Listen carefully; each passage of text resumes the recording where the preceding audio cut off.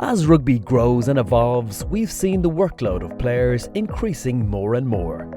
More games can mean more training, more travel, media and commercial commitments. With emerging evidence indicating that poor load management is a major risk factor for injury, both international rugby players and World Rugby looked at ways of preventing injury and therefore optimising performance. So, what's it all about?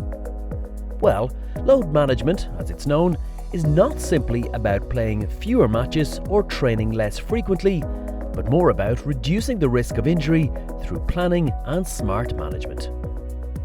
When setting out the workload for a player, coaches should consider: training can account for between 85 and 90% of a player's workload. It should be measured consistently and should be structured so that it avoids spikes in intensity and volume. These training spikes can lead to injury.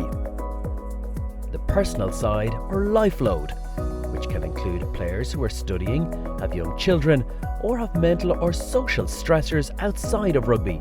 Remember, these can have an impact on performance. Travel, media commitments and commercial duties, as well as learning rugby tactics, are usual for professional players nowadays, and coaches should remember this when planning training. It's all about making sure the batteries are not flat for match day.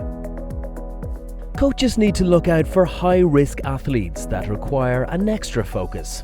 They include older players, players returning from injury, players in multiple teams, and new squad members who are not used to training in such intensive environments. At the same time, players should train hard and smart. High-risk training should be taken at low-risk times and shouldn't be carried out during periods of fatigue or travel.